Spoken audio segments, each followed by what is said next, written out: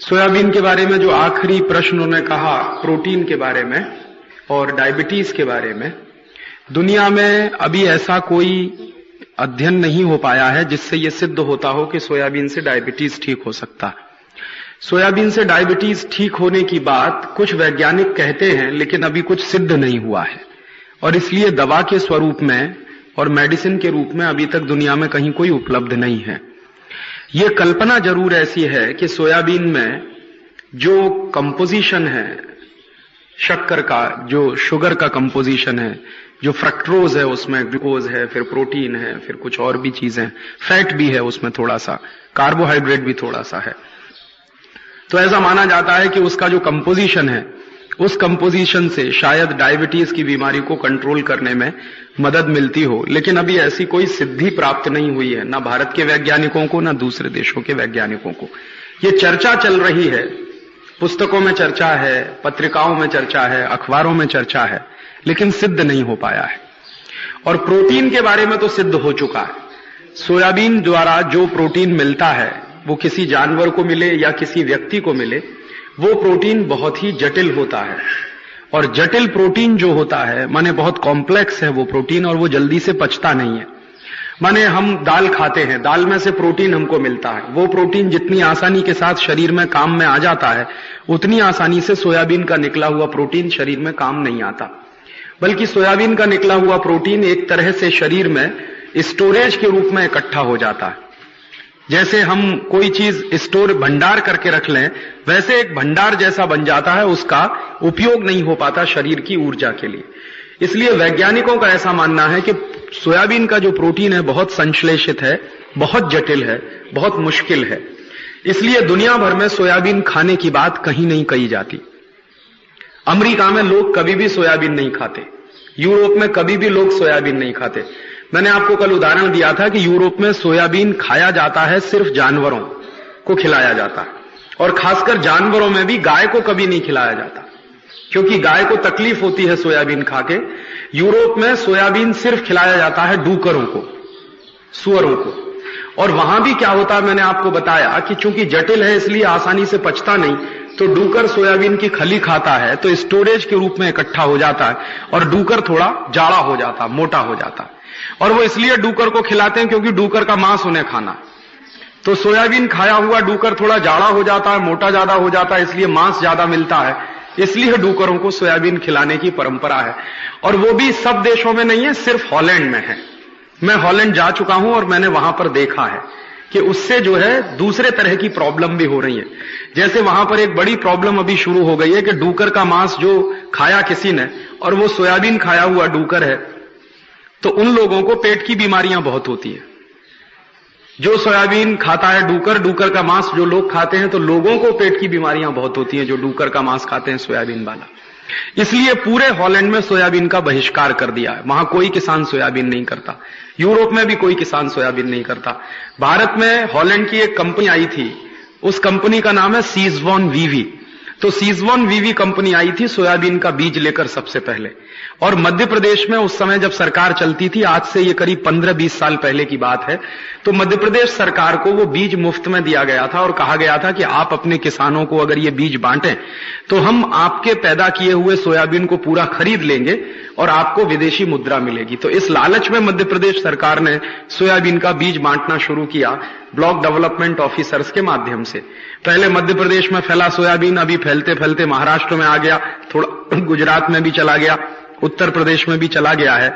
लेकिन अब करते करते खेती इस नतीजे पर पहुंचे हैं कि कुछ उसमें से फल नहीं निकलता। एक बात जो आपने कही कि सोयाबीन की खेती के बाद कपास की फसल बहुत अच्छी होती है, तो ये बात तो किसी दूसरी फसल पे भी सच है। आप कोई भी दलहन की खेती करें, कोई भी दाल करें, तुअर की करें, उड़द की करें, मूंग की करें, उसके बाद कपास लगाएंगे, हमेशा अच्छा होगा। कपास की फसल का अच्छे होने का एक छोटा सा सिद्धांत है कि जिस खेत में प्रोटीन ज्यादा देने वाली कोई भी अनाज पैदा की गई हो, अनाज की फसल ली गई हो, उसमें उसके बाद कपास लगाएंगे, हमेशा अच्छा होगा। और इसी तरह से एक और दूसरी छोटी सी बात है कि तुअर की दाल लगा दीजिए किसी खेत में, उसके बाद गेहूं लगाइए, गेहूं हमेशा उसमें अच्छा होगा। तो जो भी दाल है, दाल की फसल लेने के बाद अगर आप गेहूं लेंगे उसमें तो बहुत अच्छा होगा।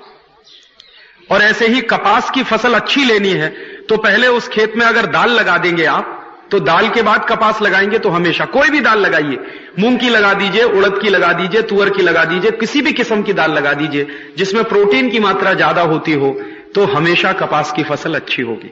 सिर्फ सोयाबीन से कपास की फसल अच्छी होती है, इससे भी ज्यादा सच यह है कि किसी भी तरह की दाल की फसल आप लगाएं तो उसके बाद कपास की फसल निश्चित रूप से बहुत अच्छी होती है।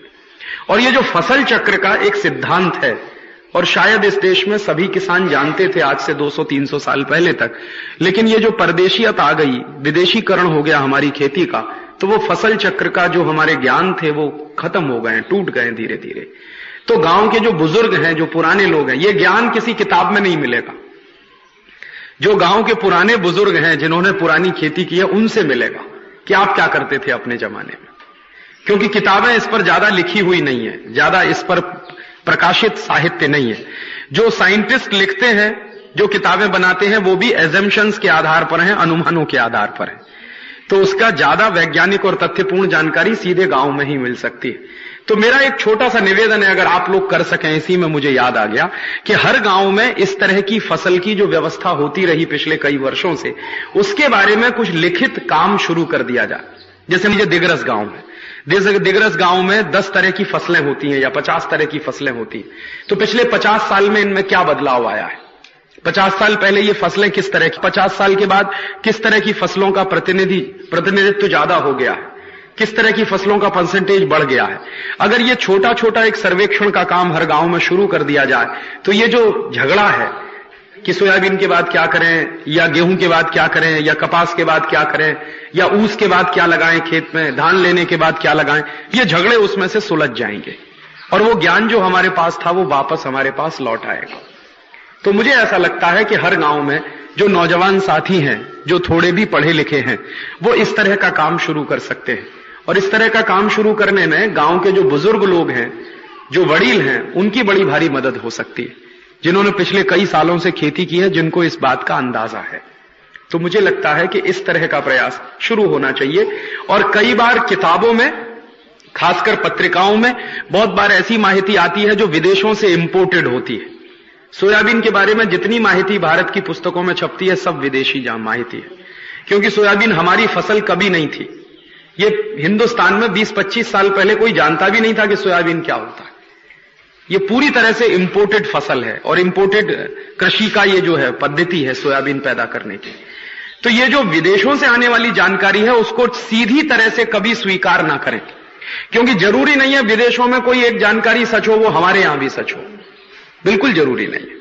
हो सकता है वहां बहुत गलत हो और आपके यहां सच हो जाए, हो सकता है वहां सच हो आपके यहां गलत हो जाए, क्योंकि फसल चक्र जो होता है वो मौसम के हिसाब से बनता है। और फसल की किसी भी स्थान पर उत्पादन की जो शक्ति होती है वो वहां की स्थानीय मिट्टी और जलवायु के आधार पर बहुत निर्भर करती है। तो हॉलैंड के लिए कोई बात एक सच हो सकती है, वो भारत के लिए सच नहीं होगी। हॉलैंड का मौसम एक तरह का है, भारत का मौसम दूसरी तरह का। तो सोयाबीन हॉलैंड के लिए बहुत अच्छी फसल मानी जा सकती है, भारत के लिए जरूरी नहीं है कि बहुत अच्छी फसल होगी। इसलिए परदेशों से कोई जानकारी आ गई है और उसको हम सत्य मान के काम करना शुरू करेंगे तो कई बार धोखा उसमें ज्यादा होता है। उसको अपने विवेक से परखें और अपनी बुद्धि से उसका टेस्ट करें और उसके बाद उसको समझने की कोशिश करें और तब उसको फॉलो करें, तो शायद ज्यादा अच्छा होगा, ऐसा मुझे लगता है।